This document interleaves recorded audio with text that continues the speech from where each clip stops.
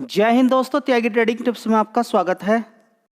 दोस्तों, इस वीडियो के अंदर हम बात करने वाले हैं 3 कंपनियों के बारे में। यहाँ पर बात होने वाली है। इस समय मार्केट के अंदर अगर हम देखें तो बहुत सारी कंपनियां हैं जो ऊपर से 50%, 40%, 70%, 25%, 30% गिरी हुई हैं, लेकिन गिरने के बाद वो बहुत ज़्यादा बुरी लगने लगती हैं।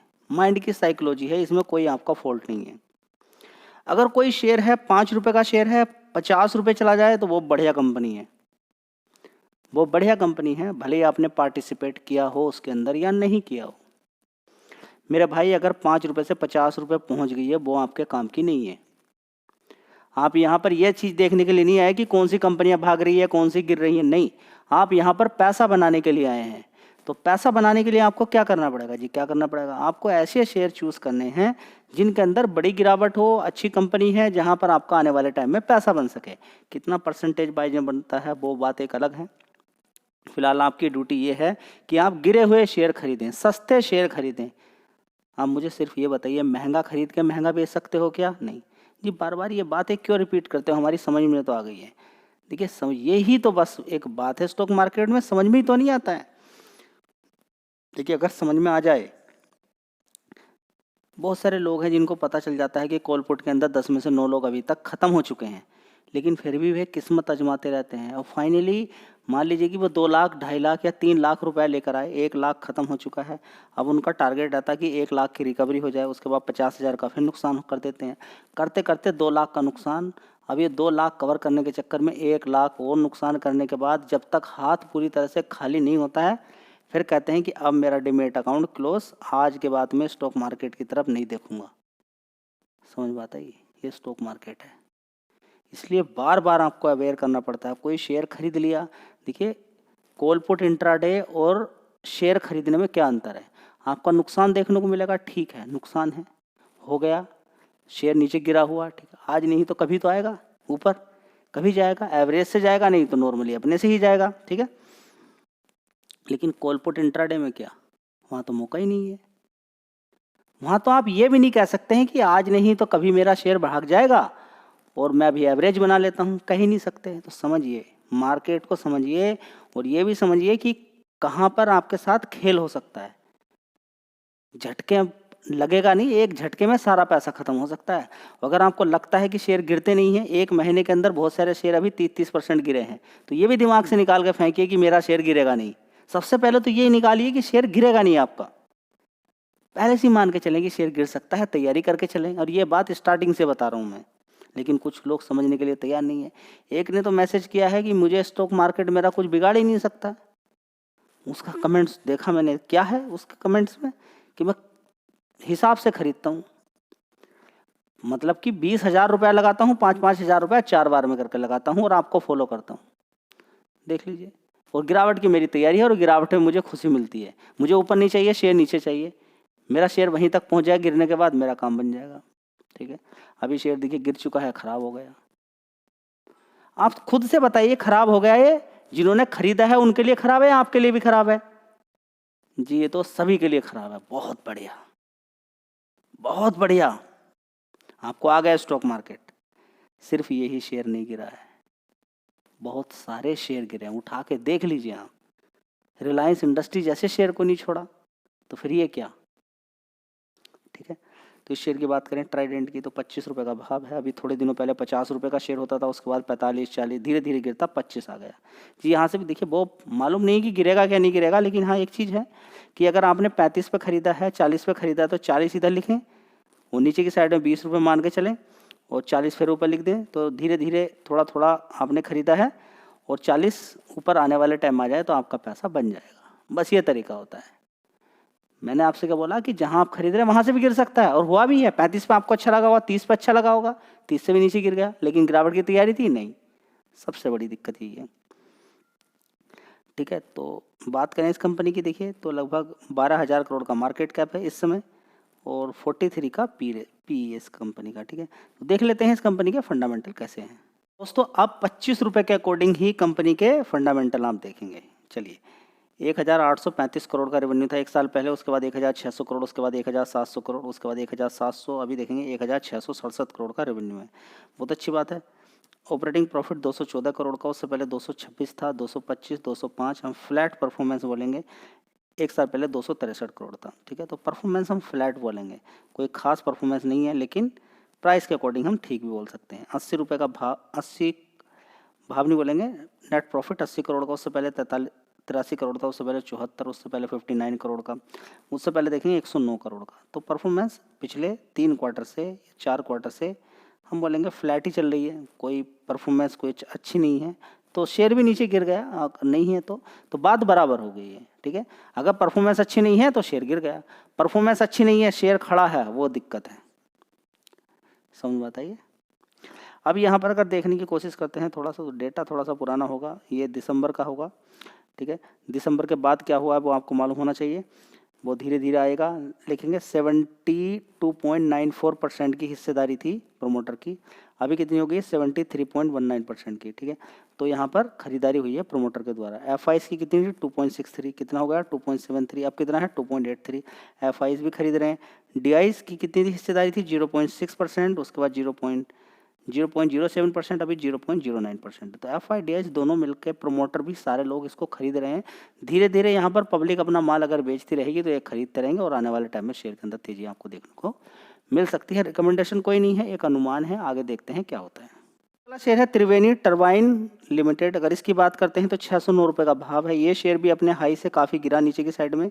इसको आप देखेंगे 6 महीने का चार्ट पैटर्न उठा के, तो ये शेयर देखिए कितना गिरा ऊपर की साइड से। इस वाले टॉप से देखते हैं हम, तो ये शेयर गिरा अपने हाई से ऊपर से, यहाँ पर आप देखिए 42%। कितना गिरा 42%।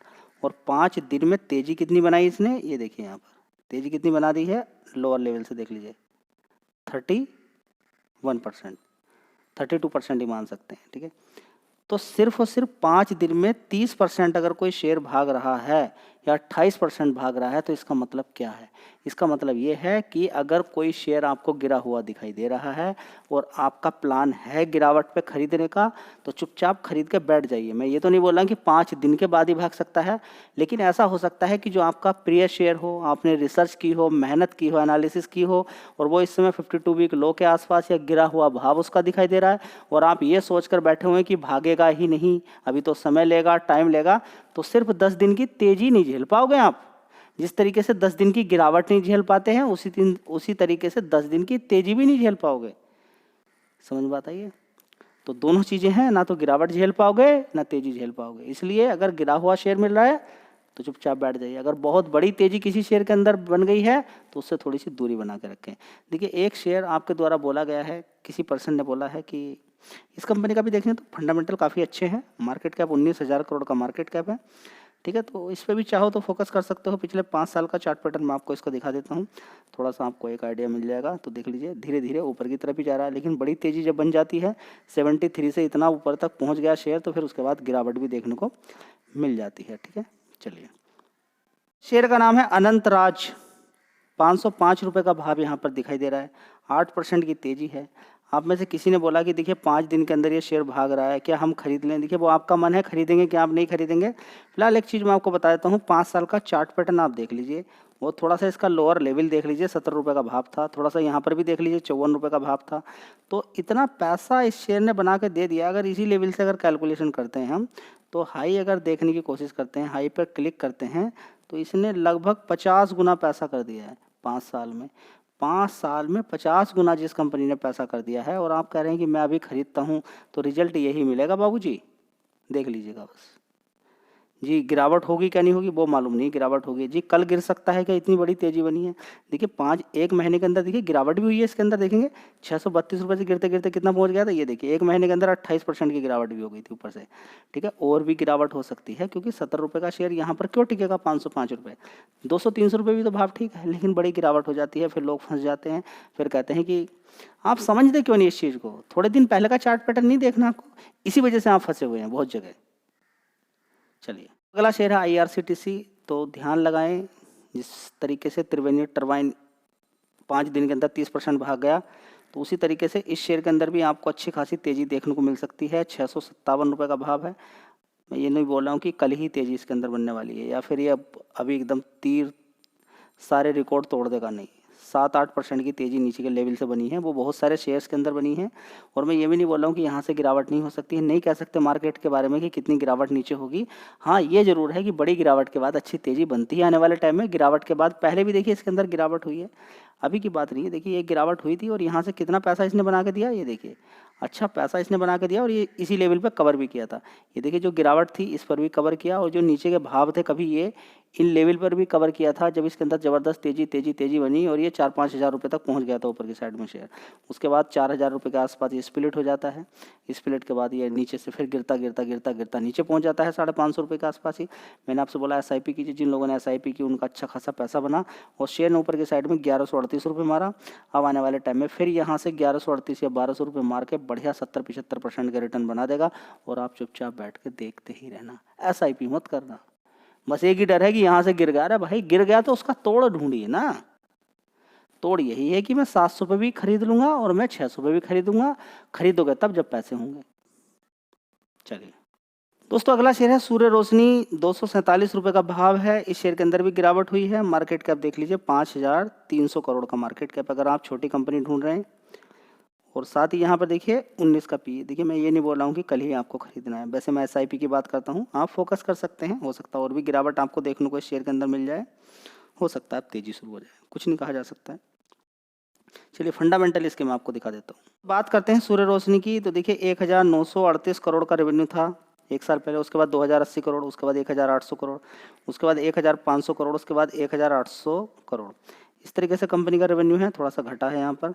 ऑपरेटिंग प्रॉफिट की अगर बात करते हैं तो ऑपरेटिंग प्रॉफिट पिछले क्वार्टर से बढ़ा है, बहुत अच्छी बात है। लेकिन एक साल पहले के अकॉर्डिंग है, ठीक परफॉर्मेंस बोलेंगे, इतनी कोई खास भी नहीं है, इतनी कोई ख़राब भी नहीं है। और फ्लैट रिजल्ट्स हम बोलेंगे, पिछले क्वार्टर से ठीक है लेकिन पिछले और क्वार्टर की अपेक्षा फ्लैट होना भी कोई ख़राब नहीं है। फ्लैट होने की वजह से भी देखिए गिरावट यहाँ पर देखने को मिली है, मार्केट का ट्रेंड भी निगेटिव है। फोकस कर सकते हैं और होने दीजिए गिरावट, कोई बात नहीं है।